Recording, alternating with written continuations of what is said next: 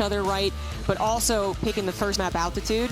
It's even making me believe he's more of an underdog, actually. Yeah, absolutely. I'm also going to just, you know, head off some of the people who are concerned that we keep calling him Time. He literally signs his name as Time still, so I think he's okay with either thing. We'll try and stick with one, but do forgive us if we change it up every so often. Let's get started, though, guys. We're starting this best of 5, our second quarterfinals match. We're going to be moving into the bottom left-hand side of the map. Altitude on top of Kaizi Gaming's very own Red Zerg player. It's Reynor.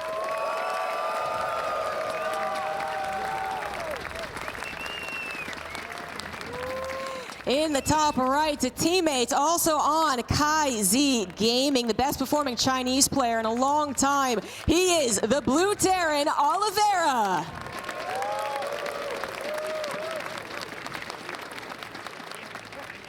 Yeah, I believe it was a discussion in the green room yesterday. We were kind of turning to each other and saying, has a Chinese player ever made it this far in IEM Katowice before? And we couldn't think of any real players that have actually made it this far. He's really been a trendsetter for what is possible from that kind of Chinese StarCraft scene, and it's been great to see. It's been fantastic, as we do have a command center first coming down. We're definitely heading into the macro game.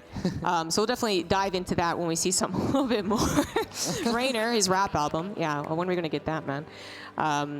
Yeah, it's going to be difficult for Oliveira, but I think he is already coming in with a plan with that command center first. I mean, obviously trying to think that I'm going to be able to get away with this as well, which he's absolutely correct. Reynor, little wary of perhaps like a 2-rack or even an SCV actually hiding there. It'd be very obnoxious they actually get a bunker down. Okay, he's going to double check. He's really going to check for 2-racks. You know what? The Zolnoga Watchtower just gives you so much vision. Why not? It's a short little trip over, and seems like Reynor really just, I think whenever I see a player that is scouting this adamantly, like it's a player that isn't necessarily known for being the I cheese my opponents every single best of 5 or every single best of 3 in game 1 kind of player. Whenever I see that, I usually just think, okay, the player that's scouting around feels really confident that they can just give up a little bit of economic mining time. They can play a lot safer because they are really confident that if it goes late, they will still garner advantages. Yeah, and I think that Reynor is probably correct in that assessment that he can take the tiniest of hits early on and be better for it. And even if the opponent is doing something insanely greedy, like a 3CC before a factory, that he might still be able to actually win the macro game. Oliveira's not being that greedy, guys. He is going up to a factory after the command center is done. What are they nibbling on already? I hear the nibble. I think it was the rocks, yeah. Oh, okay. Or the pilates. Plates. The pilates. I actually, you know, until this moment, I know I'm like the 99% useless facts guy. I actually thought they were pilates. Are you trolling me right now? No, I'm not. I really did think that they were pilates. I think I've actually been misreading it for 10 years. The building Pilates. Fear Dragon's like, that sounds right. Well, you know what? Is sometimes you want to get a little exercise before the match starts. You go work on the Pilates, okay? Yeah, that's, well, okay. I'm starting to doubt that you've been around for 13 years, even though I knew you, like, really that long. All right, anywho. So, Reynor, continuing along your train of thought, right, which is that he's going to be willing to take a little bit of a hit economically to make sure he doesn't lose out to anything surprising. Going for that Overlord speed. We have a couple of months at a time, basically, with this group that's really popular for all the Zergs, or for one Zerg, and then like everyone just mixes and matches, and then it goes into never being made. I do think this is because Oliveira is the underdog, and Reynor knows how good of a macro player he is, but also because if it is going to be something tricky, I absolutely believe it is going to be a mid-game thing. I don't think Oliveira is necessarily going to be depending on a 2-racks or a 3-racks or a 4-racks SCV pull or something like that. Definitely about the mid-game, and we do have a Fusion Core on the way. Yep, Fusion Core and second Starport. This is going to get pretty action-packed, but not for a little bit, just because it is going to take time, because that Fusion Core usually going to be used for a battlecruiser, and that battlecruiser takes a long time to build Zombie Grub, and during that time, I think that this Overlord is going to have a lot of time. Both of them are going to have a lot of time to scout out everything. Yeah. No, you've seen it. I mean, yeah, you see the second Starport is probably, yeah, that's enough. Yeah, he's literally seen everything. Oh, Yeah, I see it now. There we go. No, he's going to see everything. Reynor, I mean, imagine getting Overlord speed and then not actually seeing the fusion core or second starport. The second starport was already a bit of a tell anyway. So Oliveira, he probably was really hoping, because it is not that popular that Overlord speed comes into play, that he'll be able to get away with this cheeky build. I believe actually Gumiho had some success with his exact type with the command center opener first, no scout, very, very greedy.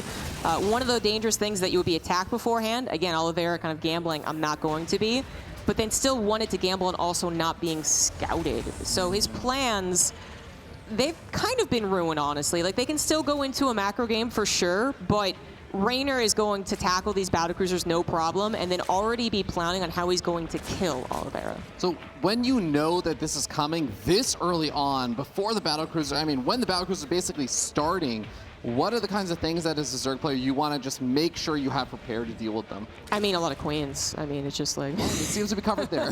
Yeah, earlier on, it's the queens, right? And then you also want to make sure that your creep spread is all between your bases, so you didn't skip on the third, or not the third creep tumor, the creep tumor between the main and the natural on the third, which Reynor did not. So the queens go around, they track it, they build spore crawlers to help out as well. Then they get that spire. You know there's probably, most likely they're going to be going to even more than 2 battle cruisers, but even with just 2, that's already a dangerous number. And then also make sure the Spire isn't sniped, I suppose. Like, that is also a concern.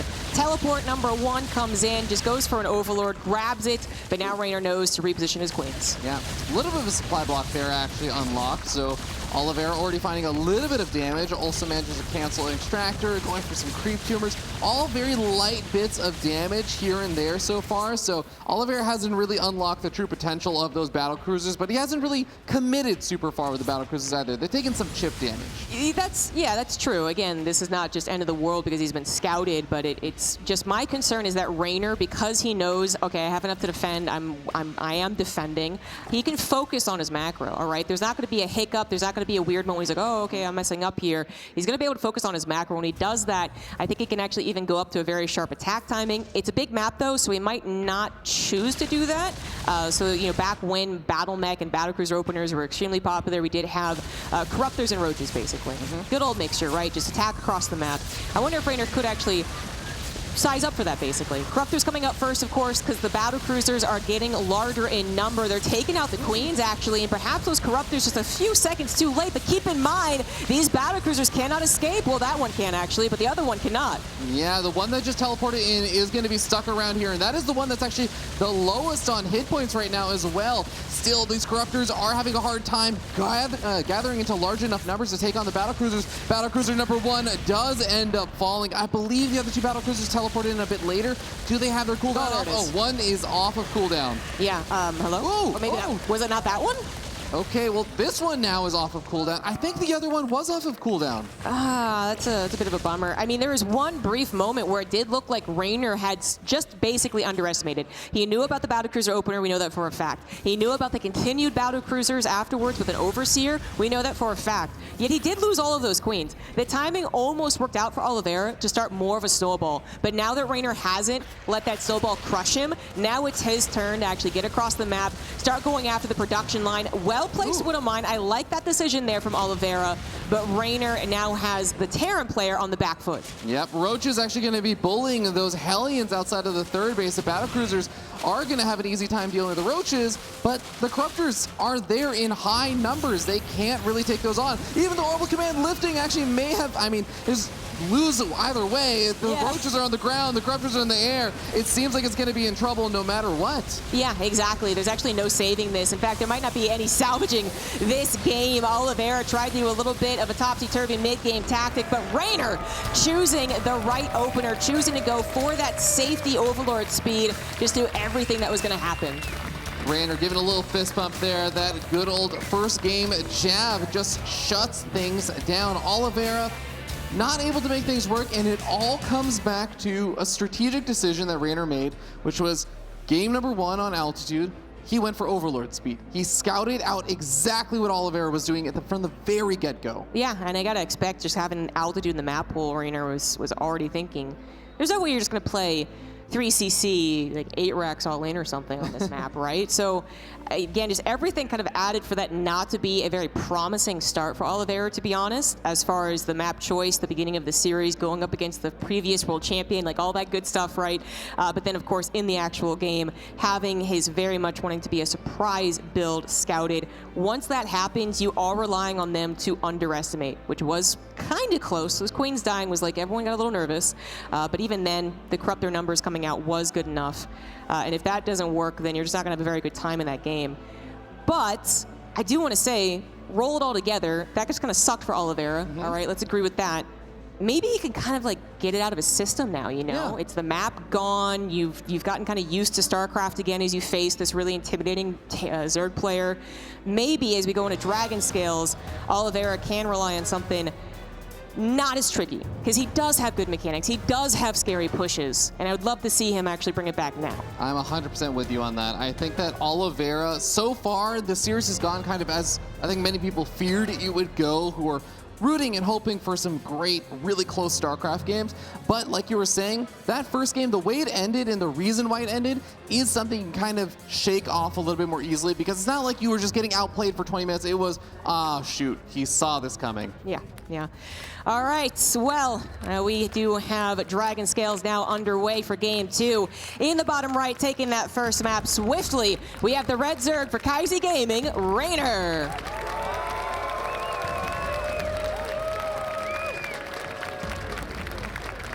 And over here on the top left-hand side of the map, the blue Terran player, also from Kaizi Gaming, he is Oliveira.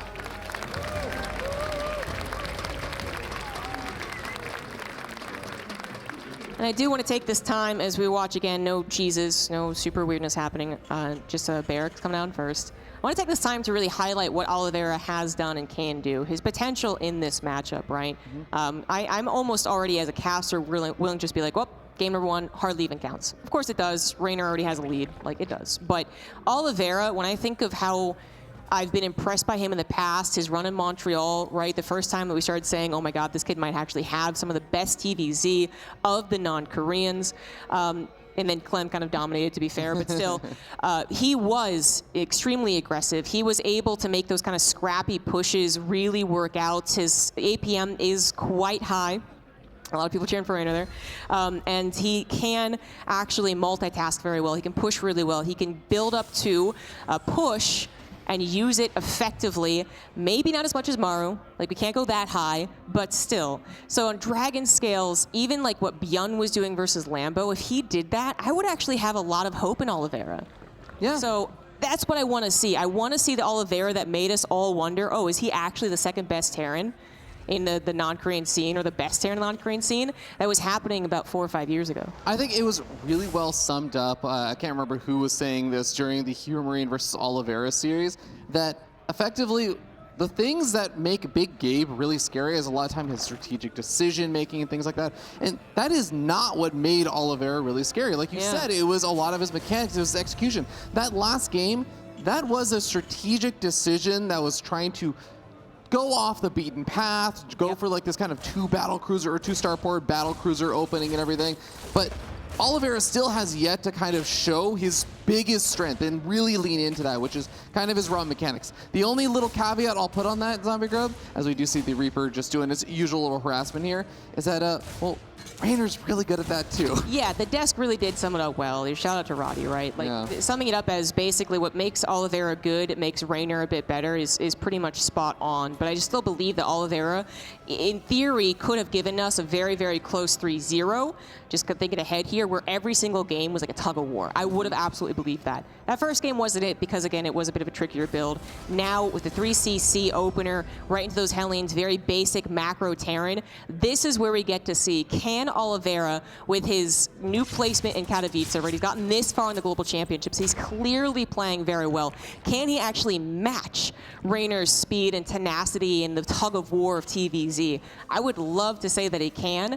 If he's really feeling, if he was really on point today, I think he could. Yeah, and this is just going to be the true test, because it's not even just doing it in a random online tournament at home, kind of in your PJs, feeling comfortable. You're doing it on the stage. You're doing it in the quarterfinals of the largest StarCraft event of the year. This is already the furthest you've ever made it. You know that nerves are going to be a bit of a factor here. This is going to be pressure on the line. Can Oliveira show up and turn it on when it counts, when it matters? Yeah. It would also be technically the first time that he's defeated Reynor, I believe. Yeah, in a best of 3+. I think yes, he's 0-5. Yeah, exactly. A couple of best of ones happened earlier for Nation Wars, but yeah, but it does seem to be a new and improved Oliveira. It is certainly a new patch and new maps to work through. And we would usually say that typically Terrans can abuse some of the new maps quite well, but at this point, we're about actually a month into the pro gamers practice on the new map. So it's not quite like that. However, still, there might be some trickiness with the tank spots, the Widowmine drops, something along those lines. We really do have a very basic TVZ. Reynor's been scouting. Oliveira's been prepping his build.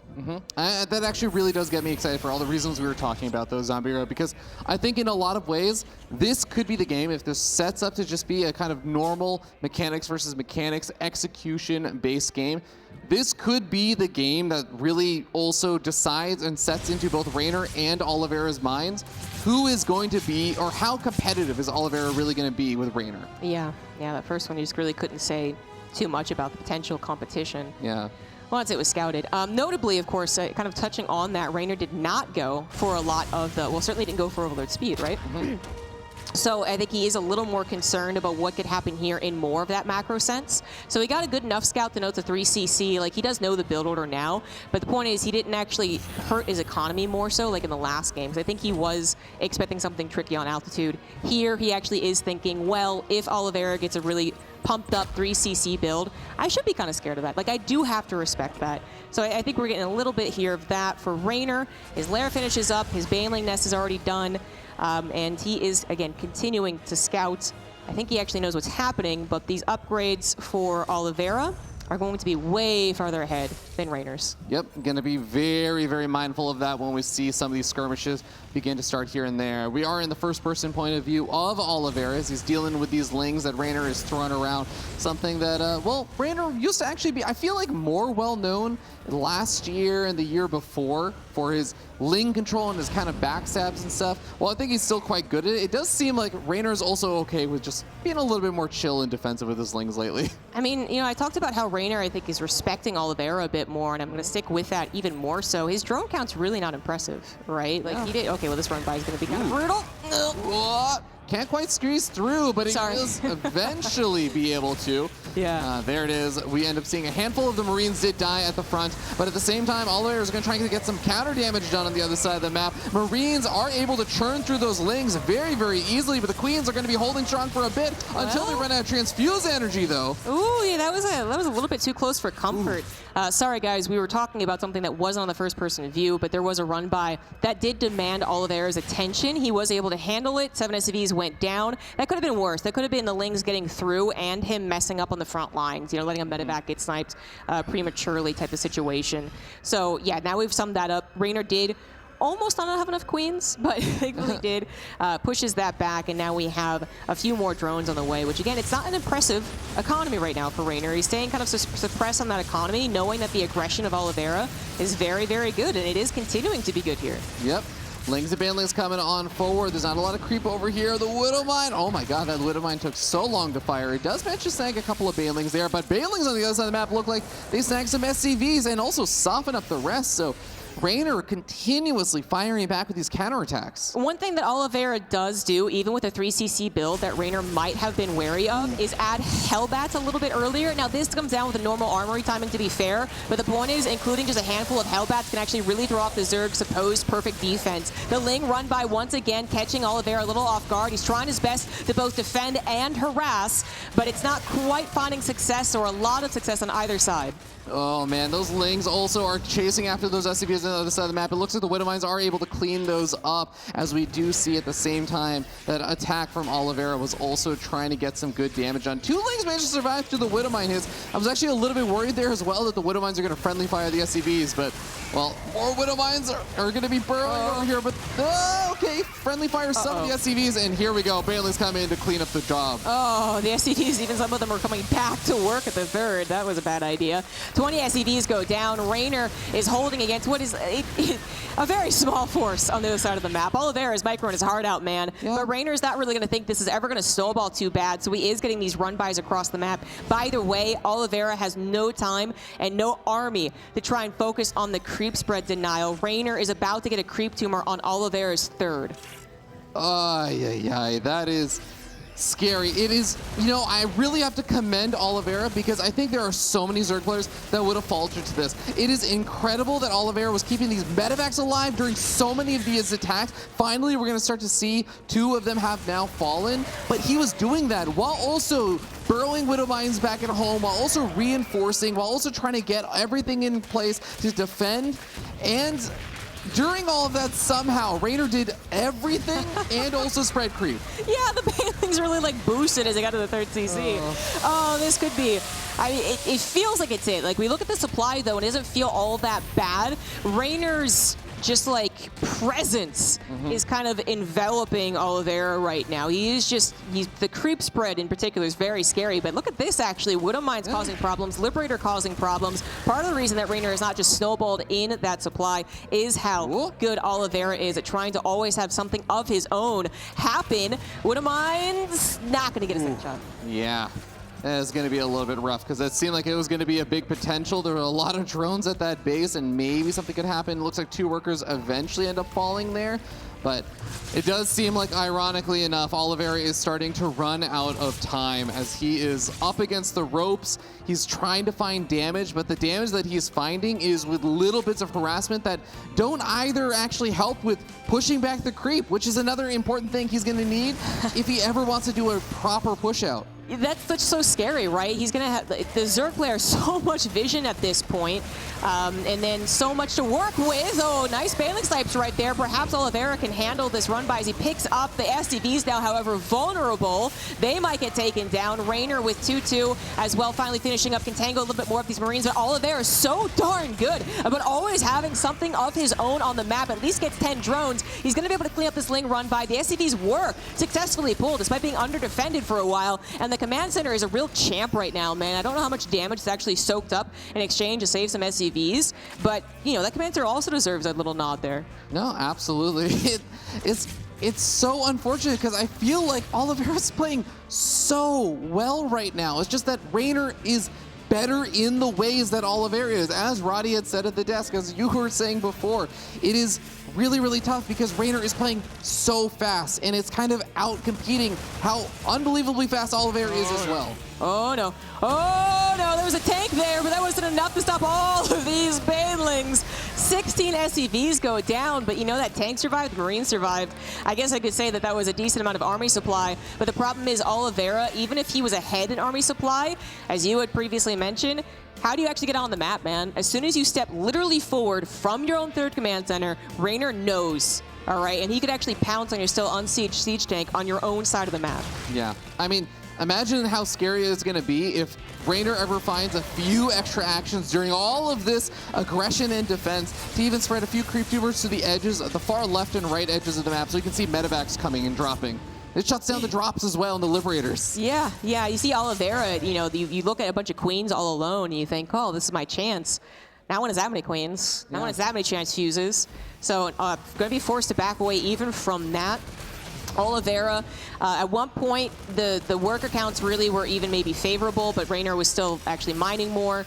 Reynor now at 88 drones. Now that is a comfortable Zerg. He is totally fine on the economy. Oliveira is the one struggling to keep up, has not been able to really move on from 3CC, not even up to the amount of production that would make this like what we'd call like a true all-in. All I can fit in is Marines, a couple of splash damage units, and his upgrades. And his upgrades are very important. Oliveira, he's going for a push out. This is going to need to be a bit of a miracle punch. And oh, the Banelings connect with quite a few of the Marines. And you know what? Even if Reynor didn't clean up this army entirely, he just needed to do good enough. I mean, that's a good trade there for Oliveira, but all of the tanks are gone. The reinforcement line you see on the minimap is not really coming. This is effectively just a what, a little bit more than a double medevac drop?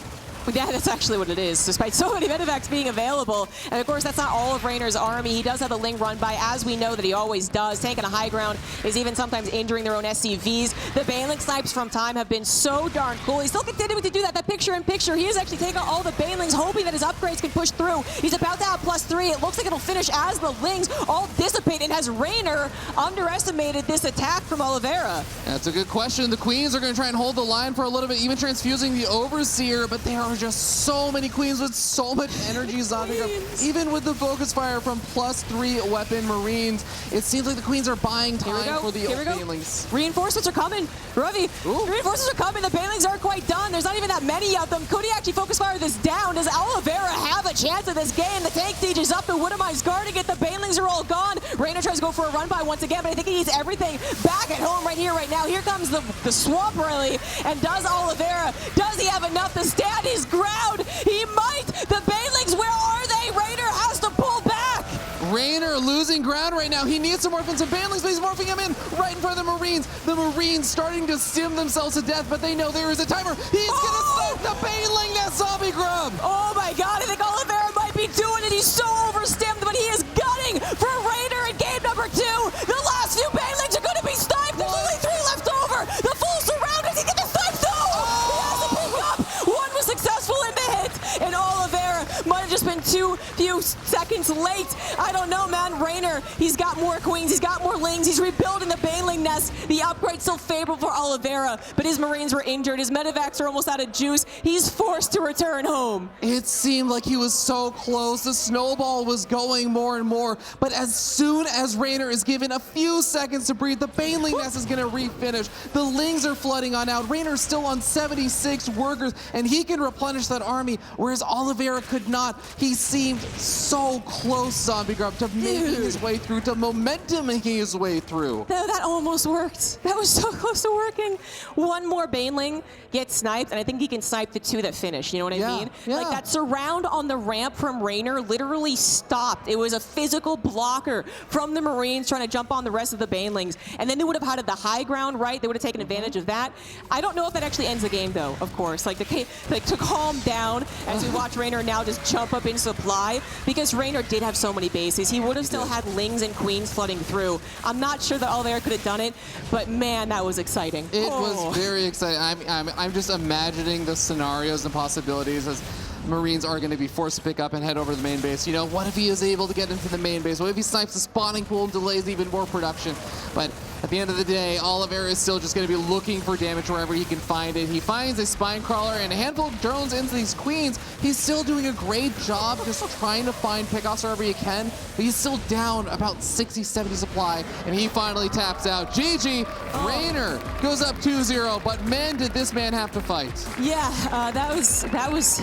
Thank goodness, that was actually what we were talking about, you know? Like, Oliveira, kind of proving our point, how close that got. Now, did it really have to be that close? Honestly, no. Again, as we all calm down, take a breath. Whew. Reynor was throwing away a lot of Lings, right? He was running into Marines on equal upgrades initially, but still running into very unfavorable scenarios. His Queens were actually pulled, hindsight 2020, a little bit late, right? So if they were there from the very get-go, I also don't think that's a problem. And as such, he probably did not have to make it that close. If he just calmly built Banelings on the backside, as well as continued doing his run-bys. But that was the problem, is that he took a couple of bad fights. The Queens were a little late. The Banelings couldn't form in enough numbers to really push that back entirely, and that's why I got close. Yeah. I think one of my favorite things in StarCraft to talk about is that there is speed, but it's actually a lot easier to be fast when you're the aggressor rather than the defender. Because when you're the aggressor, you're attacking when you feel like you have the free time, the free APM, the free cycles to be aggressive into micro. When you're defending, you're reacting when your opponent feels that way. Well, guys, we're going to be giving these players a little bit more time to recuperate, as I think everyone needs a little bit more time to recuperate after that game. We're going to be back with the finale and the conclusion of this series right after the break.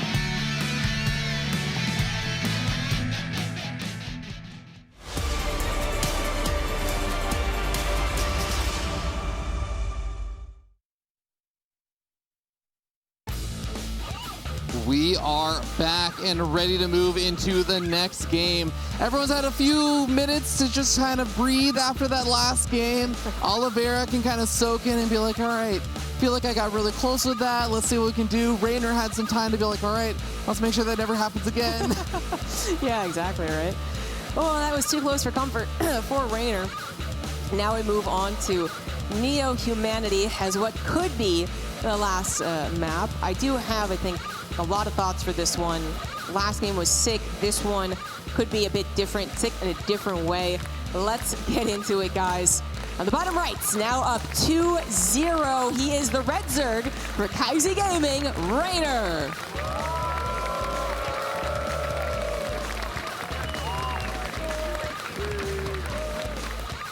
And up here at the top left-hand side of the map, the blue Terran player who has been outboxing his way to try and find vulnerabilities in his opponent. From Kaizi Gaming as well, he is Oliveira.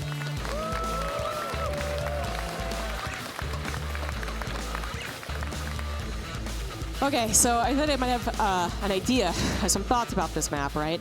Looking at the best of as it's been played currently, Oliveira did a Trickster build on game one, Altitude, a map that we just don't actually see all that often, and a map that is difficult to play a macro game on in any matchup, really. Then game number two, we move on to a map that's a bit shorter. It definitely has showcased a lot of even two-base all-ins. Hey. I love that someone crossed out Cyril and wrote Oliveira. Let's go. I think I know why she really likes Reynor, but all right, so that's Ray God is good. The signs keep on coming, man. Yeah. Pizza man, yeah. Swarm we trust. There we go. All right, Zombie Guard, finish your point. No, I was like, wait, no, I had a point. Hold on. Talking about the maps, you're talking about game number one, map number two. Second map, right? A lot of two-base all-in seen on that map, just very aggressive, and that's what Oliveira didn't do a two-base all-in, but he made sure to emphasize that aggression, just non-stop aggression, non-stop action. Neo Humanity could be where Oliveira tries to take advantage of its defensive features, all right? So it is kind of been talked about as a map that's very good for turtling. And the Zerg players even kind of been a little frustrated at times against it. We saw that in the Clem series versus Dark. Even played very defensive when he found out the Dark was going into Roaches for a while. I feel like Oliveira could do the same thing. I feel like his plans for the best of 5, when he looked at the maps and what had happened, could be excellent. The problem is just the mechanical execution. Reynor is just so good at that. Yeah, it truly is. And while the later half of that second game from Oliveira was incredibly impressive, Reynor was outplaying Oliveira speed-wise and just execution-wise in the first half of the game. It is the reason why Reynor was up to such a magnificent lead. This is Reaper is getting a little bit more damage done on those drones than sometimes we see, but it is going to eventually get forced back. But yeah. Another 3cc build from Oliveira. So it could just be the same thing as last game, of course. I don't want to say I know what Oliveira's planning ahead of time. But if he did end up using this as a map to be more defensive on, I think it would make a lot more sense. Well, not more sense, but a lot of sense. If he tried to do the same thing he did last game, thinking that he was awfully close, right? And all he had to do was stop a couple more run-bys. All he had to do was collect his Marines a little faster, something along those lines. That would also make sense to me. Yeah. Because even though it was kind of a scenario where it got close when it shouldn't have, I'm talking about some of the moments beforehand. I think Oliveira could have done a better job in that department as well, and actually been able to play the rest of his series. But obviously that didn't happen. So many of the run-bys hurt, and it was quite a painful game where he really had to turn it on. But it could happen if he can save the third base a bit more, if he can actually get a direct push across the map a little bit better, then we might have his idea of a nice mid-game actually flourish. Yeah, it's both exciting but also really tough when one of the potential solutions that you think of is I need to just play faster, better, stronger. Like there's the strategic decision making that sometimes you can make of, I will make this adjustment in the next game with leaving units in a particular location or the unit composition or the build order. But when it's, I'm going to play faster, I'm going to be more focused, it's not always as simple or easy to just make that adjustment. But if Oliveira feels like that game was a really, really good way to warm up and to get into his groove, and now he can really, truly hit his stride to really focus up and actually compete with Reynor again, I think that could very well be a nice way to approach the game. Could be. Well, Reynor's the one changing it up right now. Roachhorn is on the way. His Overlord got into the main base. And they did scout. It was a 3cc build. It also saw that the starport was building with a tech lab on it. Very few Terrans are actually going into Ravens, even though that was a possibility with the new patch.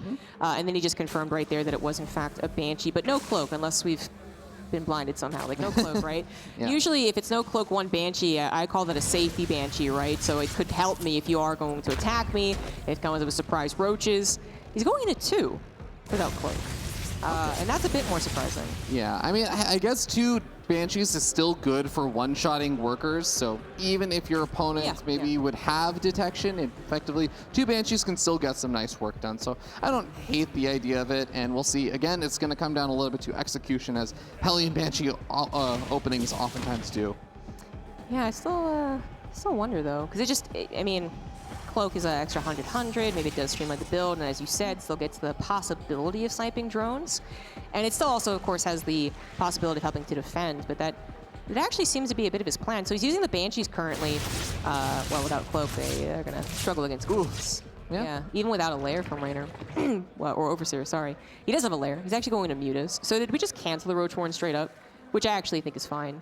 Yeah, okay, it was there. Thank you. Thank you, Observer. So he made a Painly Nest instead. It's actually going to a Spire. So Spire play is kind of falling out of the meta in general for TVZ, right? But I do think some of the Zergs were noting some of the maps could be Spire-based. I wasn't thinking Neo-Humanity, actually, but I could see how maybe this works out.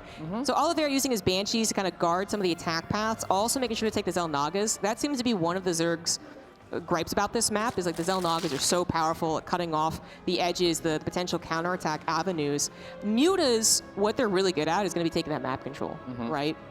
So, I mean, Reynor might actually be looking to really pile on some pressure, but then also make sure to take care of all of the avenues of attack. If Oliveira goes into an 8 racks, though, is that actually what he's doing? He's on a 4cc, right? Yeah, he's going into 8 racks. Generally, you don't really want Mutas against that. So, yeah. I don't know, man. 8 racks, a very powerful, straightforward, aggressive kind of style, and Muta's really good for not engaging and forcing your opponent to not engage. So it is going to be a big question of whether or not Reynor can really take advantage of those Mutas, or how much actually he's even going to invest in the Mutas. once he realizes what's going to be heading his way. Yeah, well, he just got that scout, right? So did he let the Spire, like, I'm constantly questioning this. So the Spire's done, and he is going to make mutas. I feel like you can't just like stop it at 99%. But as you pointed out, they're very difficult to use in a straight-up engagement. Sometimes they can be helpful, but perhaps if Reynor was thinking, hey, he could use this opportunity to be very defensive, very long macro game, mutas are going to be great there, he might now be trying to basically scramble at the last second and say, okay, well, now I have to make this work against an 8-Rax. Not saying that it can't work. I think it could. It just might be very troublesome as Oliveira prepares to really pressure and then pressure and then pressure and then pressure. Yeah.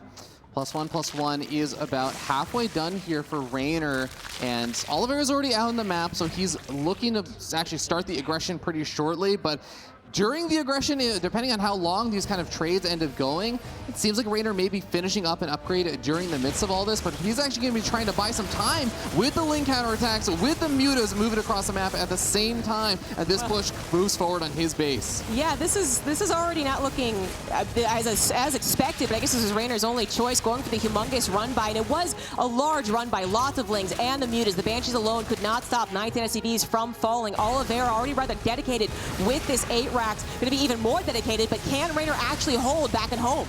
Yeah, he is having some trouble. He is pulling back a lot of those Lings. He's going to be looking to go for a surround, looking at the mini-map. We do see that these units are getting closer to the hatchery. The Banelings getting ready to move in. The flank comes in from the Lings. The Banelings come piling on forward, and they are going to find a couple of connections. But Oliveira splits a little bit too well and takes the game. A fist bump in the air. He puts one on the board. You can't help but be happy that he gets a game, right? I'm honestly not cheering for either one to complete this series. I wanted more games is all, man. Oliveira, okay, I actually think that was kind of in a way a trick, right? It all kind of can collect together as I can be the observer in my god eyes and all that. I think maybe what wanted to happen, all right, just like hear me out for a second. Oliveira playing strategically very well, mechanically very well. That was a nice end game battle. But we had a map that was known for its offensive properties. Reynor wanted to do something aggressive with a Roachborn perhaps, saw that it was a Banshee and said, never mind, I'm not going to do that. Still was thinking perhaps very defensive-minded because it was a 3CC, and then said, I'm going to go ahead and take map control and take an aggressive stance against a guy who's going to turtle and he's not going to expect it. Scouts the 8-Rax and says, oh crap, like that's not going to work out. I need to do something drastic to try and make this a really weird game. But the 8-Rax is just so powerful. When you go for mutas, you can't engage directly. You also have later upgrades, and just the way that Oliveira was able to get across the map as easily as he did into that position already made it a very almost borderline impossible hold. We could see, of course, that Reynor could not. Yeah. Execution-wise, Oliveira did a great job also handling the Ling flank that came in to try and ensure Banelings would be able to get good connections to pick off those tanks, but it wasn't enough. And now, because of that, we get to move into a game number 4 between these two players. Reynor is still at match point. He is still one game away from moving on to the semifinals. But Oliveira is going to have to pull out some really, really phenomenal play to take back 2 additional games before he's able to move on. And I'm so giddy about this. I'm so excited what this could actually hold. Gressfon has had some amazing games. Let's get hype, crowd. Let's get into it. Bottom right, we do have the red Zerg once again for KaiZ Gaming. It is Reynor!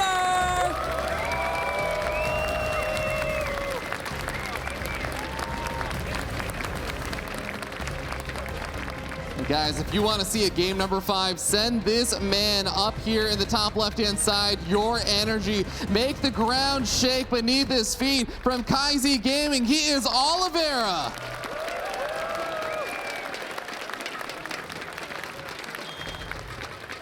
Fantastic. Just playing out of the best of from Oliveira. I'm going to stick with that. Reynor showing his mechanical prowess. Of course, as a Zerg, going to be reacting more often. And even though he did try to take the reins of that last game, it basically was like stepping into 2 rakes back to back. Like, oops, oops. It just didn't work out for him very well. Thanks again, fans, for coming along and being such a great crowd. The other thing I wanted to mention about that strategy is that the 2 Banshees without Cloak, I think they might have been literally only to stop run-bys. right? Ah. So they positioned themselves on the attack paths initially, so they would find a lot of the things that would have been surprising, like a roach attack, I suppose. But then later on, he only parked them around his third. That would have stopped 20 lings and like 5-6 banelings or something that was a non-dedicated run by, and that would have been brilliant. He would have been locked up nice and tight. It was a bigger run by. That's the only reason it got a bit topsy-turvy. Yeah, especially when you have mutas finally also added into that run by as well. Yeah, Makes it a lot harder for those banshees to survive. Imagine if they had cloak zombie grub, then they could have survived against the mutas too. No, but that is still going to be an important W on the board for Oliveira because of all the little decisions he was making like that.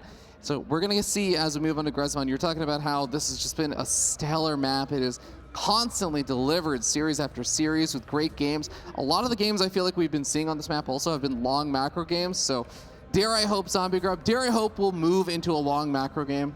Well, that's what we haven't seen. It's what I thought might happen on Neo Humanity. I think Reynor thought the same thing, but it didn't happen. So we had cheesy kind of hope this is a surprise strategy. We had very aggressive, shorter map use, and then we had that basically again.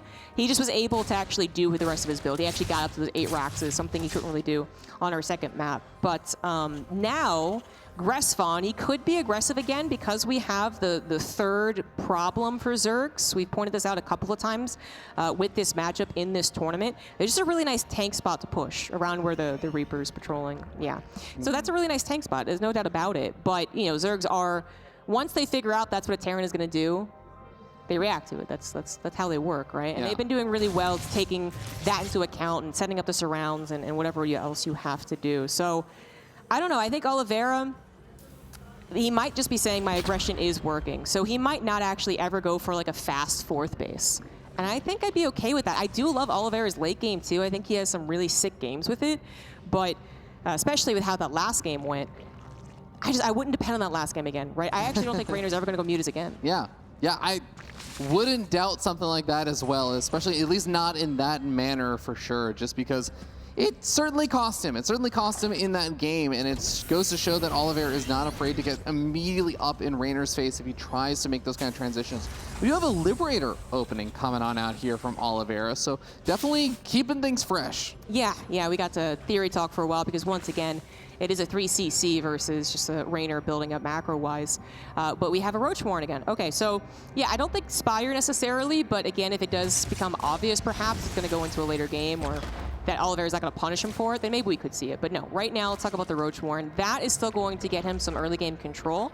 And now that it isn't a Banshee opener, it could actually get him a lot of damage done too. He's going to see the starport without an add-on and be, I think, pretty happy about that. Plus the third CC, be even happier then. Yeah.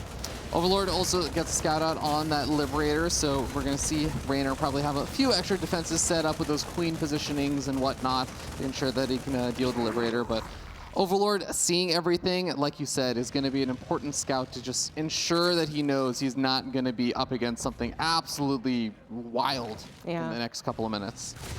Yeah, going for roaches, if he sees them across the map, they could do some damage, but just in general going for roaches, he does also kind of safeguard himself against some of the Hellbat pushes. Also, again, I pointed out how Oliveira sometimes adds Hellbats into his mid-game 3CC pushes, so it's not all lane or very dedicated. That would also help. And just in general, roaches do give you that mid-game control, where usually we'd say TVZ, Terrans get mid, right? And then maybe Zergs get late or something along those lines. Roaches kind of turn that a little bit. And Reynor also just displaying another style as well could throw Oliveira off.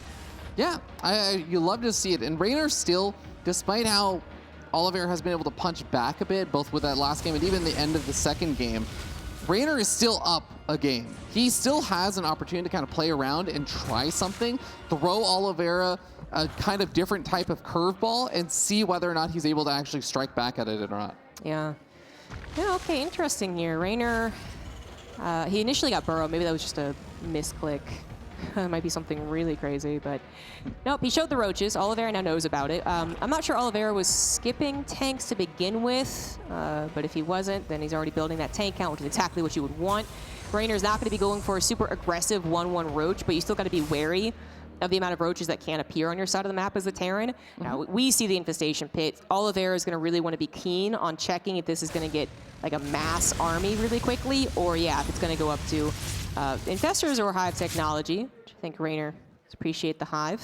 First move out here from Oliveira.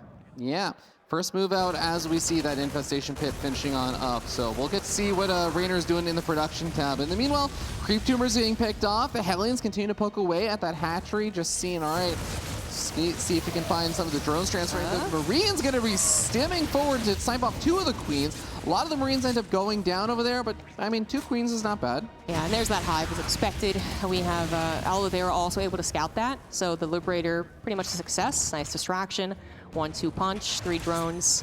Actually, I want to say kind of good against Reynor. He's usually pretty on point about it. Not if it just died there, though. Yeah. Oh, body block? Oh, no, he's going to go for the drones, actually. Hellions are like, see you later, queens. Ooh. We know the drones are a little unguarded, and in fact, they were. 6 of them go down for the remnants of Hellions. I'd take that. Yeah. You know, 6 drones, I think, in combination with the 2 drones that the Liberator killed, or I think that's actually total between the 2. So that's a little bit of good damage, but Reynor is still getting up to his very, very comfortable number of 90 workers. His 1-1 upgrades are also going to be finishing up in a matter of seconds, and he should be tying that up, and we'll see, hopefully he'll be starting up that 2-2 upgrades very, very shortly as well. Yep, should be. All right, we do have ourselves a late game. We do. Nice call. Fantastic, Gressman. Let's go. Yeah, 4th CC is on the way for Oliveira. Probably just going to have most of his army reinforced there, right? Stay defensive and then use 2 drops, 2-2, to control the creep spread, control Reynor a little bit, determine exactly what his technology goal is. Is it Massling, Baneling, Roach Ravager, Viper? That was a mouthful. Could we see Lurkers? Of course, we know that it's not true. And oh, well, I was wrong, actually. Oliveira is going to do a push. Okay. Kind of a weirdly timed push. Yeah, that doesn't look like a Terran army, you know? Okay. That's not how you want the attack to go. 2 tanks go down for absolutely nothing almost. We see the rest of the Marines pick up into the medevac. It was such a weirdly timed push because it was in the middle, like before 2-2 or any of the kind of like armory upgrades or anything finish up. There's not really any kind of like key indicator or key timing hitting here, right? Yeah, I just gotta say, I think it's a bit confusing. I do think it's been a story, not a very good one though, so we don't highlight it, of Terrans being overly aggressive versus Roaches. I kind of felt like that was it too. Because it's one thing to try and pressure on the front lines and then do a drop or just say like, hey, I'm pressuring you, and another to bring your tanks. Once you bring your tanks, you really are looking for a really big push. That's an anchor right there. It's not going to be able to escape very easily. Yeah, usually when you bring your tanks, you're committed because the tanks are sieged up. In that case, it was unfortunate because the tanks weren't sieged up and they still got sniped off. They weren't able to get into the medevacs or anything in time. So I was going to put him in an awkward spot. These Marines are going to continue to try and find some free pickoffs here on creep tumors wherever they can. This is the uncommitted attacks and stuff that you were talking about, but with the siege tank count reset, does that mean that Reynor probably feels a bit more confident in saying, I know that you're probably not going to be able to launch a massive attack for at least another minute or 2, kind of just get to have free reign? It could. Here's the thing about someone being aggressive against what Reynor's doing. It might just surprise him.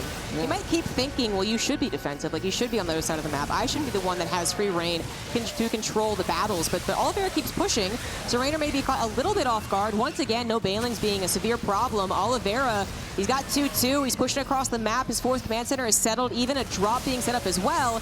And Reynor really needs to be careful about letting the Terran army siege in this low ground. Yeah.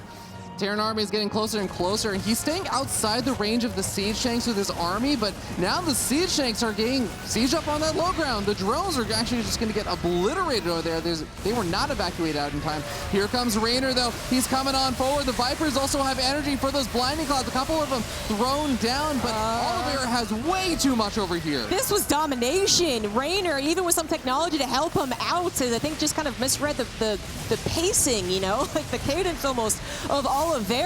He was not prepared to stop him from getting this particularly abusive position, and he certainly wasn't really prepared to take the best engagement possible, not coming in from different angles. This could be the stepping stone to the end of the game, right? I don't want to call it right here, right now, but Oliveira definitely delivering a very good blow. Reynor's going to try and find some reinforcements as they're moving across the map to try and buy himself a little bit of time, trying to go for pickoffs and just segmenting Oliveira's attention around. He's able to find a couple of these siege tanks on the reinforcements map, but the Liberator continuing to pick off workers. Reynor's actually fallen not just a lot of hatcheries, he's down to 62 workers as well. Yeah, that's not very comforting. He's also been behind in upgrades, and that will continue to be the story as Oliveira's 3-3 hits about halfway point. The Lings have done more damage than they should. That was really not that big of a run by, but okay, there we go. Finally collecting the right amount of units there for Oliveira, who also continues to be aggressive with harassment. He did read that he has to evacuate, and I think that was a great read. He kind of lost momentum there with the run by doing a bit of damage. He knows that Reynor had time to rebuild an army,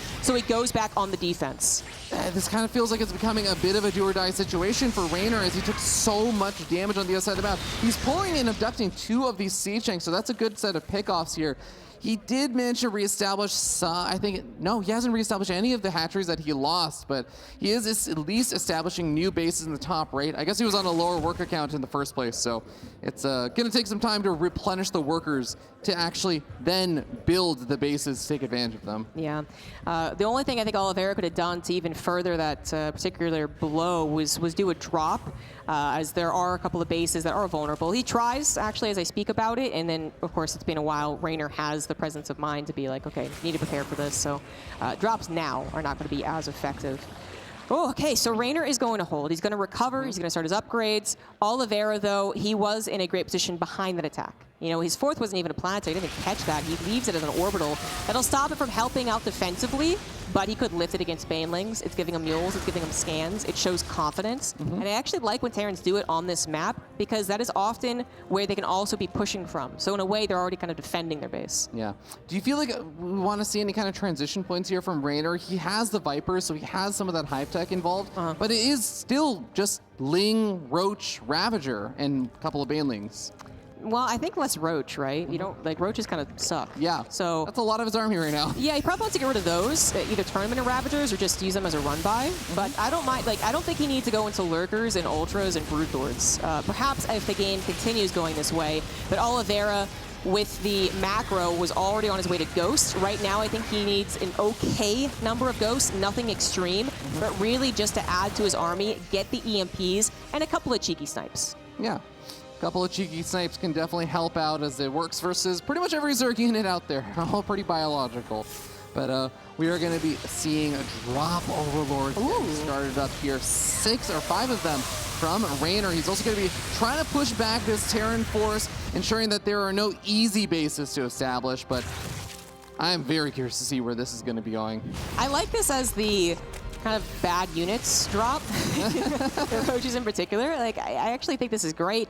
A Nidus Swarm is no guarantee, especially as it's been done for a year plus at this point. Terrans are kind of good at figuring out when it's time. When it's like, oh, it's a late game, I guess we're going to do Nidus Swarm, oh, I'm Zerg. But now it's Overlord drops. And those you can't really stop just because you find it and you have one unit on top of it, right? So I like this addition in this tournament, really. I feel like we've been seeing it more and more in Katowice.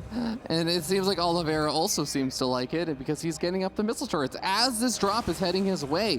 We'll see if those are going to actually be able to make much of a difference, though, because those Overlords, they're pretty tanky, actually. They can probably unload at least a handful of these, if not a majority of the units here first. Yeah, I like the idea of missile turrets, but with that many Overlords, it's not going to stop them. That might even been more for like anti-Overlord, like spotters, but either way, it's going to work out. One Viper did die prior to this engagement. There's another one going down, actually. There's only one more left over. Reynor going to try and break the front lines. This is not all of Oliveira's army, but it is going to send him back further from the line that was drawn here. Yeah, even though you can look at this and say this probably wasn't a cost-efficient trade for Reynor, he is pushing Oliveira back like you were saying. He's preventing him to take additional bases, and oh, the Ghost, okay. Personal cloaking is going to save the day for those Ghosts, but does get a little bit dangerous if you get them too far out there. Looks like the drops also did manage to get cleaned up over there. Reynor able to take a bit of an economic advantage. If you can see that reflected a bit in the mineral income, but he is spending a lot of his gas, having to remake a lot of those units he was losing. Yeah, about 1,000 more minerals a minute, I believe, is what those arrows mean. Ling run by, very effective. That is pure Ling when you know that tanks are basically what's trying to stop them. So getting a couple of tanks, getting into the SCV line is nice. It's a good old-fashioned late-game TVZ on Gressvon. Both players trying to take the map. Both players trying to find some harassment. Although Oliveira a little less so right now. He is really quite much more so focusing on continuing the leapfrog. If he gets this space as a planetary, Reynor's going to be sweating. Yep.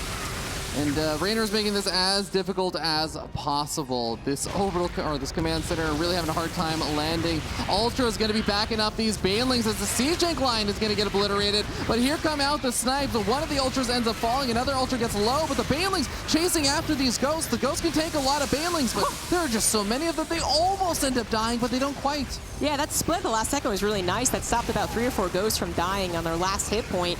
Chaos in the main base, as you can see, was also distracting Oliveira. He is starting to struggle, guys. Reynor has built up that Zerg economy. That Zerg presence on the map is relentless in his aggression. Oliveira's attempt to take, I guess this would be like a 6th or something like that, has not been successful, and it's starting to actually hurt him.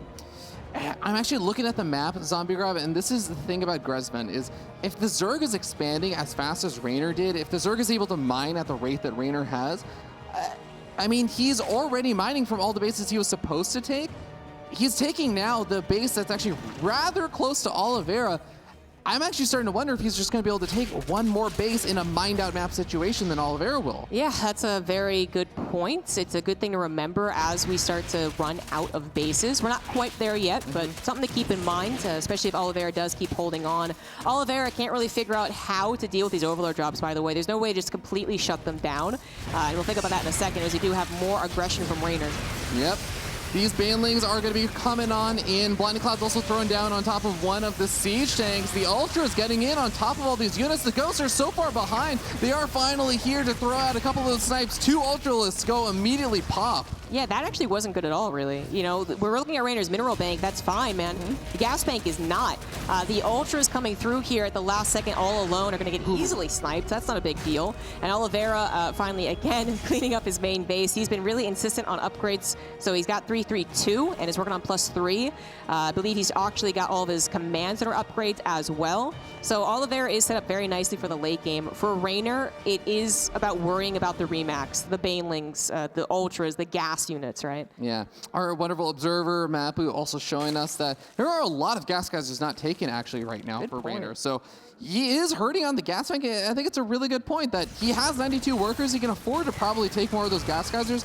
I don't want to fault him too much because he has been continuously throwing out these kind of attacks, and his attention may be in these kind of locations, but that may come back to haunt him because the earlier you can mine those bases out, it also makes it less of a point of contention that, oh no, if you lose this ground, it's not as big of a deal if it's already mined out. Yeah, exactly. We'll talk more about that in a second. Reynor is just trying to find an opening with all of these Ling Baneling Ultra attacks. The Ghost running once again, gonna go for a little split. He is so good at splitting, and the Banelings, even if they kill the Ghost, if they kill one Ghost at a time, it's really not efficient. And Oliveira does dip down in supply, but stops the Lings from reaching his main base, making it so that he can hopefully get back on his front line. But this is the trick, man. Oliveira cannot get settled on this base that Reynor is attacking. That is pretty much what Reynor, it feels like, is pinning a lot of his entire points and hopes on this game for, is that he's denying that base. If Oliveira is able to get up that base, then suddenly a lot of the inefficient trades that Reynor's been going for are going to start making a lot less sense. Yeah, so I wanted to touch on the gas, right? Very purposefully, Zergs will stay on a lower gas count because they wanted just to have that big mineral income. They were going to be remaxing very quickly on almost pure Ling Baneling. This guy had 2 extra macro hatcheries very early on in this game, but it can be, you know, all too easy to forget that I want that comfortable bank too, or straight up forget to get gas geysers. Terran do the same thing. It looks like Reynor is balancing that quite correctly as that continues to grow. Another attack from Reynor here. Yeah, but this time the orbital command is not forced to pick up. It's actually turning into an planetary fortress, excuse me. But the Lings on the other side are able to get some good damage done. A Liberator plus these Blue Flame Hellions trying to work away at the Lings, but the supply depot wall is going to at least get busted. Another one of these bases does get dislodged, so Reynor not denying the fresh base, but he is causing havoc in other locations. And that pulls the attention and the army away from the front. That is what Reynor is taking advantage of every single time. That planetary, it has taken forever to actually become a planetary. It finally fulfilled its life stream, and then it died. Very sad. But that is going to be another leapfrog attempt from Oliveira. Yeah. Oliveira Now sitting at 150 or 160-ish supply. Still has a little bit of a bank and can still probably start remaking a lot of those units he was just losing after the rounds of production start to finish on up. But taking those new bases is still going to be something that he really, really wants to be able to do. These Lings barely being able to sneak around that one siege tank, just going after the free damage they can find. A single supply depot, a single unguarded siege tank. Whatever Reynor can find, he is going to try and go for just to cause havoc for Oliveira. Exactly. It's really unfortunate that Oliveira couldn't get a higher Hellbat count, because I think that would have really helped him on some of these run-bys.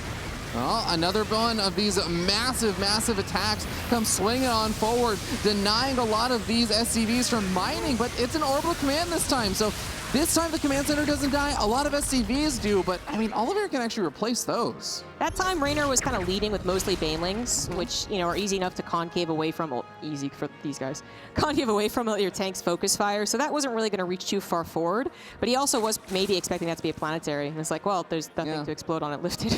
Yeah, it does make me kind of wonder if there's going to be any sort of, you know, unit composition switch up for some of these attacks because of that. Liberator not able to get the damage done. It's just right on the spore. That was unfortunate. I'm familiar with that Liberator plan to just like shift queue it somewhere. I don't care where. It's kind of on a base. Terran players can't convince me. I know you don't micro your Liberators. You guys aren't Clem. Yeah, it's difficult, but he gets another one immediately on there because he does. He has to continue harassing. Reynor is looking to really hit the point of the Ling run-bys, but here is a difference. Oliveira finally got those Hellbats up. Now, Hellbats as part of your main army, I'm not necessarily convinced of, but we're not here to technically theorycraft. But as far as helping tanks deal with particularly Lings, only Ling run-bys, they're perfect for it. No, I actually really like that as a kind of response to exactly what Reynor's been going for. Now, this little Blue Flame Hellion run-by is going to be one thing, but this attack is once again going to be coming on in. The Alings try to zone out the Ghost, but they don't actually do a very good job of it, and most of the SCVs survive a massive kind of loss of units, supply of everything for Reynor. Yeah, well, that was the same thing, but even kind of worse, right? That was even more Banelings that were off creep, not particularly near anything. So, of course, Oliveira was going to split, was going to defend. The hatchery already low from all the Viper juicing up on it, and Reynor might be in more trouble than he ever anticipated in this game. Yeah, it's definitely becoming pretty troublesome. A couple of these Ghosts are going to get picked off inside the main base of Oliveira. I do want to note the engineering base did go down, so if he ever wants to make a planetary fortress again, he will need to remake those.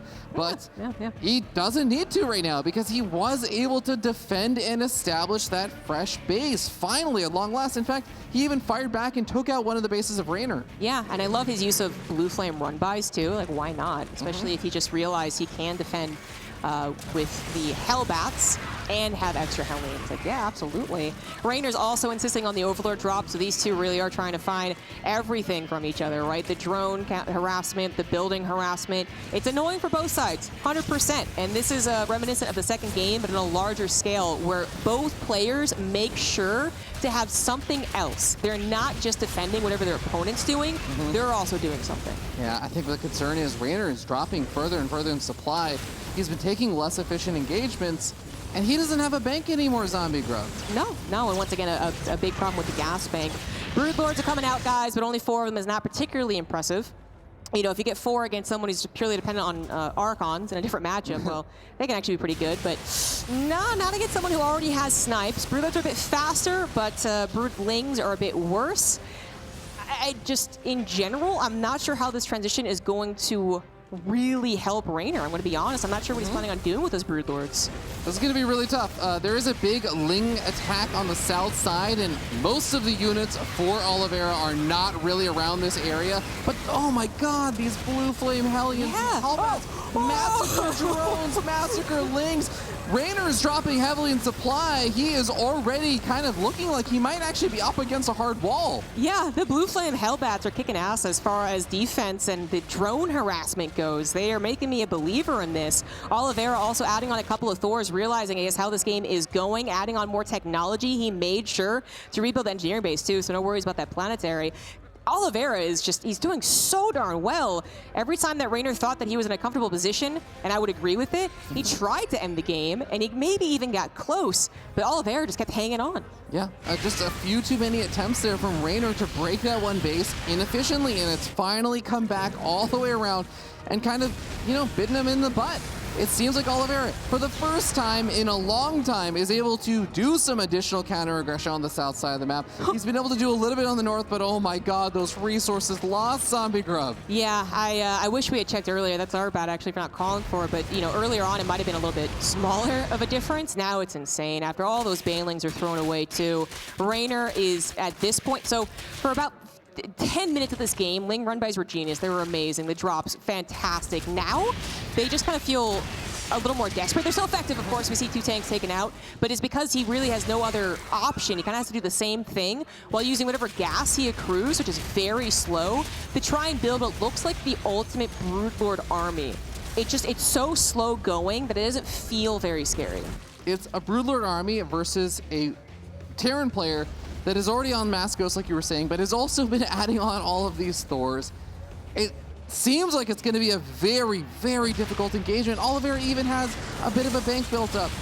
He has better mining. Just so many things are going better. All of these Lings are also dying for almost nothing. Yeah, Reynor, I think he's kind of out of ideas. His idea, currently is to go for one big punch. The biggest, best Zerg army possible. Again, so slow going, couldn't really think about it. Now the Broodlord count is a little bit scarier. Nice snipe on the Viper, definitely the high target priority. EMP attempt as well on the Infestors. Reynor was trying to go for the perfect late game army. He's not there yet, guys. He's also down 50 supply. Yeah, the EMP also hit one of the Infestors of the 2, so that's actually a lot less energy available for even fungal growths, neural parasites, what have you. Broodlord's actually getting taken out by not only the Thors, but the Ghosts and the Liberators, and there it is, GG.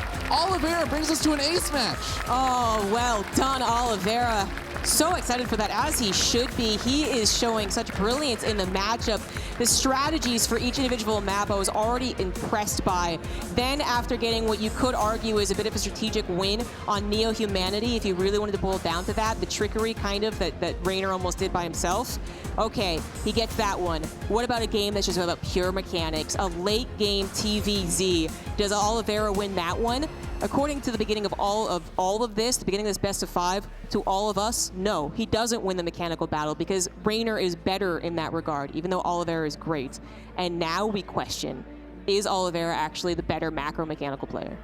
Honestly, Zombie Grub, the only way I can sum up the way that this series has gone is it is momentum. It is a pendulum that has been swinging slowly all the way from game number 1, where Reynor absolutely smacked Oliveira down in the first game strategically, and slowly but surely, game number 2, Reynor looked better, but Oliveira was fighting back. Gradually, Reynor still ends up winning that, but we head into game number 3, and Oliveira is just continuing to play better and better, and leading up to game number 4, where we tied up 2-2. Yeah, and that last game too, it's kind of forgot that initially it was Oliveira's first push out that really made you wonder if Reynor couldn't handle it. But then Reynor did. Reynor was doing that thing where he looked a bit on the edge, and then he comes back and he even looks dominant afterwards. And you go, oh, no, it's no problem. Reynor's doing the Reynor thing. No, apparently not. Could not figure out how to break Oliveira's defense, especially, I think in particular, when the Blue Flame really started to work out. I think before that, when the Hellions were still Hellions, they were still being rallied, they couldn't transform and just stick, like stay. That's where Reynor looked like he was about to snowball. But once those Hellbats started to help out all the siege units, it just felt like Reynor couldn't really get the best fights. Then he wanted to go to super aggressive A move off of creep into a Terran that was clearly well sieged and ready to go. And then just his backup plan was too late, and also maybe wasn't even really something he believed in. Because if he believed in a perfect Broodlord, Infestor, Viper, whatever army, why didn't he do it back when he had a huge bank and a lot of momentum, you know? So, I mean, there's different reasons for that. I want to be clear. Sometimes the Zergs do want to wait till the game does shrink a little bit more, where it's more of, you know, we're fighting for these 2 bases, let's go. But just in general, I think Reynor was surprised by just how much he could not kill the guy, however way you want to put it. I think it's a really, really great way of phrasing it, and it gives me some concerns for game number 5 for both sides, because I think that still Reynor has shown that his early game can still be pretty strong, that kind of early mid game as well, but Oliveira has been turning it up notch after notch. Have we finally hit 10, or is there an 11? We head into Babylon for game number 5, the deciding map to see who is going to move on to the semifinals, Zombie Grub. Yes, indeed. We didn't expect to get this far, but here it is. Babylon for the deciding map. We know that you guys love him, but you got to cheer for him now, man. He's about to let this go, or can he become, once again, that comeback kid, that comeback king? In the top left for Kaizi Gaming, he is Reynor!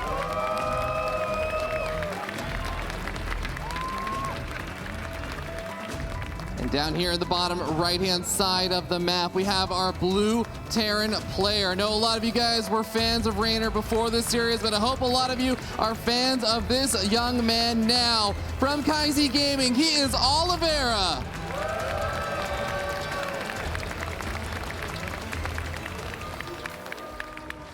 This could be the story of the upsets.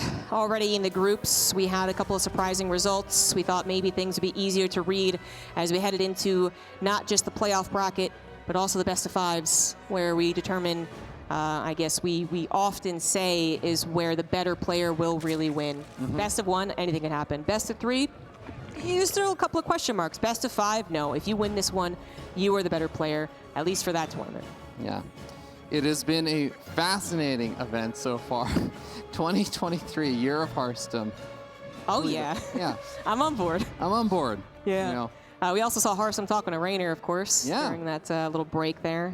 He's like, okay, dude, Broodlords are great against Archons. Like, he's a Terran player. Get out of here, mate. No, it actually, honestly, like, I mean, I have not been in the position of ever being, you know, a coach. Of course, I've been coached, but I wonder if he just kind of went and was like, hey, what do you think? You know, like, can you kind of explain to me what's happening? Because Reynor was definitely gesturing, you know, like, ah! Like Terran was basically like the meme with the hands up. And then he just kind of like talked to him and like kind of calms him down. I think that's all really sometimes a person needs in a competitive environment, is just someone to say like, hey, you got this. Like, tell me what's the problem? What do you think you're going to do about it? Because certainly I don't think Hearthstone thinks he has the answer to what has been happening here, because really in a long game like that, there is no one particular answer. I think it's a really good point, and sometimes exactly what you're saying, even if it is talking about some of the strategy as, okay, that drone getting really low on hit points, but Reynor will defend as he does. But yeah, sometimes in these situations, it is just about calming down. Even someone of the caliber, of the experience, such as Reynor, you can get stressed out in these situations. You can feel the pressure of being in this situation where you were supposed to win 3-0 potentially, and then suddenly your opponent starts reverse sweeping you. All of the momentum is effectively left right beneath your feet. Yeah. You're kind of figuring out, okay, how do I reset? And yeah, having a coach or someone to talk to like that can sometimes be the most helpful thing in the world. Absolutely. And of course, even with our own cast, right? We've gone from saying, Oliveira, sorry, man, you're the underdog. We're going to just talk about how Reynor's a global champion. Yeah. Now it's like, well, Reynor needs someone to help him. He needs to be calmed down. That is a really, really fascinating way to look at it, but you're not wrong. Yeah. She's out of line, but she's not wrong. So we see Reynor got a scout, right? Now that's a sometimes disturbing scout for the Terran who might have won it, and you hope you never get scouted, of course, in any game of StarCraft. But then also, too, that it's too late for them to swap their builds. I don't think Reynor is going to bet his Game 5 on a Roach attack, even if it theoretically would make sense, though. I just don't. Especially because there's still that chance that Oliveira goes for Banshees and specifically looks for the push, which is a big one. Yeah, I think Reynor is just going to say, okay, I know it's not that cheeky. I'm going to super macro. And I think that will be fine, but we haven't even really touched on the maps or talk about the situation so much. Babylon, one of the shorter maps in the map pool. I think Oliveira would generally be happy about this being his final map. Yeah, it's really interesting because I mostly agree with you on that, and Terran players should usually like when the maps are a little bit smaller. But I think kind of interestingly, one thing that was scary about that last game was that Oliveira did such a great job in the big split map situation on Grezvin. In some ways, I actually like the idea that Reynor can kind of guarantee, like, it's not going to look like Grezvin. I get Like, you. it's going to be very difficult to look like Grezvin. No, you're right, actually. That's a good point. And, smaller maps, it kind of goes down to momentum stays really hard to the person who has it. If it flips really hard. So, yeah, if Reynor thinks that he can get into the position where he was last game, where he was just, he was very fine on economy, he was throwing down units, wave after wave, maybe that would, with the shorter distance, the different map terrain, would actually work this time. But this is all theory crafting. Right now, we have Oliveira going for actually Cloak this time. So he even might be a little more aggressive with these Banshees, just initially. I don't think you really expect too much from Banshees, honestly, against the Pro Zergs. But they definitely do safeguard you. And then Reynor, they actually made a decent amount of Lings. Yeah, he started Ling production fairly early on as well. Maybe just being extra cautious about the Hellions, making sure that they don't do too much. I mean, we do have to go back to the very beginning of this series to actually talk about how Reynor was really respecting the potential of Oliveira to put on that early pressure, and he was cutting drones even at the very beginning of this series. Can we get another check on what Reynor has scouted in the main base? As we see the Banshees, they're going to actually micro this and maybe take it out. Interesting. Now, we saw the tech lab and the fact that it is Banshees. So yeah, I would expect Banelings to be formed at this stage for Zergs when they are expecting something a little bit earlier, basically in an attack. But that was full committal to a 1-1-1 is how I'm going to put that. The barracks aren't going to be down particularly fast. The Queen was in trouble. As I said, the Banshees were going to be a little more aggressive. They went right towards the 4th base too, which I think is a really good move.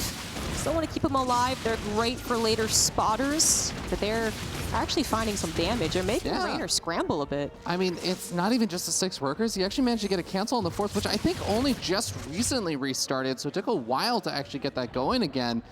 Really, really nicely done. This is, I mean, you were talking about before, you don't expect too much damage from Banshees usually against the Pro Zergs. This is a lot more damage than you'd expect. Yeah, absolutely. It lasted a long time too, literally from bottom left to top left of Babylon. So, you know, it doesn't seem like it's all that big of a deal, and it's kind of not. I think a lot of other things in this game will determine what's really happening, but that, I would be very happy if I was Oliveira. That was more than I would expect. But anyways, the Banshees will return home, so that's also a really good point about it. The Hellions are here. The Armory is going to finish for the upgrades, of course, but that also means that Oliveira's first attack is going to come with Hellbats. Yes, it is. And he is going to be hitting in from the south side, where that hatchery was canceled recently and only just recently finished. Ling counterattack is going to be able to snag, I think, a building command center? It got canceled. Yeah. Yeah, so it's actually not a super big deal. Oliveira is clearly planning ahead for these run-bys. 2 Banshees, once again helping. Also a tank on the high ground. Really nice. It means that there's not 2 tanks here, though. That is something to point out. Only 1, but super safe with all the Hellbats surrounding it. Oh, yes. It is going to be very difficult to try and get any kind of backstab on that. Banelings are going to be somewhat on creep. They're half on creep, but they don't have Baneling speed. So Oliveira has a lot of time to react, pulls back up into the medevacs, unloads again, sims forward to try and get some chip damage on that hatchery to snipe up any Banelings. Good target fire. Covers down all of the Banelings except for 1. Here come the rest of them, though. Yeah, that's still no Baneling speed. Now, that's enough Banelings that I'm not sure you can actually target fire that, but time is going to try. Oliveira with the Baneling snipes thinks he can actually do this. Ew, that was very, very close, but now only 2 left over. Absolutely, Reynor is in trouble. That hatchery in more trouble than he expected with the tank so far away, not actually, you know, hitting stuff at those Marines. Reynor might have thought that he had this, but Reynor now in trouble as the Hellbats even decide that they can come forward.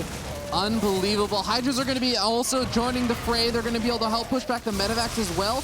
We're seeing reinforcements come in as the 2 Banshees and a lot of Marines start making their way across the map. More siege tanks also come to reinforce. Reynor is on the back foot. He's evacuating the drones, but Oliveira's not going for the base. He is going straight up to the 3rd. Oh, it's not over yet, but man, if Oliveira does this, the year of upsets, both of our global champions for Katowice out of the equation. Can it be done? Reynor is scrambling. He's on his back foot. He's trying to defend. The Baneling numbers do not look that great. The creep is still there, but where is the Zerg army? It's not coming in from any particular angle either, and actually the Hydras are kind of blocking the Banelings. They're not doing so hot as far as Zerg goes. Help your buddies out, man. And Reynor needs to think of something else here. Ooh, siege tanks all on siege as the Lings were looking to go for a potential counterattack or some sort of flank. It looks like it's going to be a counterattack. He's going to try and divert the attention of Oliveira. Oliveira is taking this a little bit slower, but the reinforcements are coming in waves. They're not just rallying straight across the map. Oh, Marines, though. It looks like Reynor, effective with the counterattack swing. He diverts the attention of Oliveira, gets some beautiful Baneling connections. No, that's exactly what it was. He just was distracted. The Banelings got those connections desperately needed for Reynor, who really needed to get this monkey off his back, man. He's got Hive on the way. His upgrades are going to be abysmal in just 3 seconds. Reynor holds, you guys, but the game is certainly not over. Yeah, 2-2 is going to finish up here for Oliveira, but Reynor's own 2-2 is not too far behind. During all of this, I want to note is that Reynor somehow also still, despite how scary it looked, got up to around 87 workers, now up to 92 workers. He has hit, okay, I was gonna say he's hit that magical drone number, but he's still adding on 3 more. So Reynor is gonna be in a very comfortable economic position as long as he can reestablish any of those bases that he was losing before. Yeah, that's a good point. You know, that's really when the dust finally settles, Reynor does have a playground. You know, he's got something to work with. Creep spread is continuing to the middle of the map, still worrisome on some of the attack points to the bottom left, but Oliveira, he's actually not going to go to the bottom left. He's going to the top right, going to abuse one of those angles for the tanks there. Picks up his drop, of course, and now we get ourselves into yet another late game. But as you were saying, a very different map for it. Yeah, very, very different map in terms of the layout and how the engagements can actually shake out. And you were talking about how it's just a smaller map as well. We are going to be seeing Reynor trying to hit in on the south side with Ling, Baneling, Hydra. And north side, we got Ling, Baneling, Hydra to help defend as well.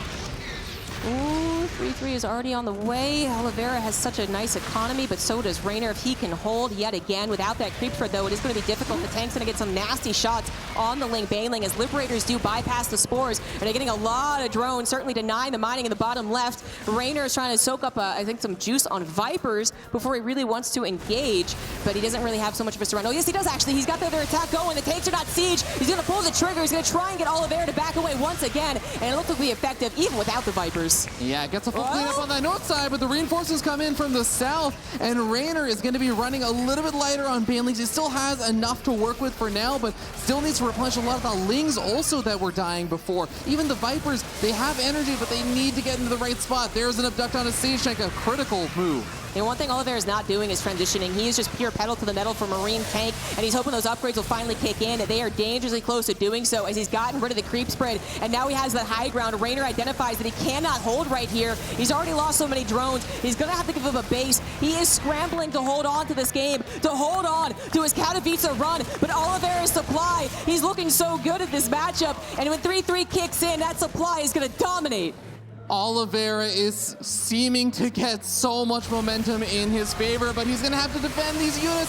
Siege Tank does get picked off. Blind Cloud also thrown down. Oliveira stims forward. He's going to use that stim to just clean up creep spread as much as possible. Continue to push Reynor back. Reynor is down almost 40 supply, and Oliveira is on his front door. Oliveira.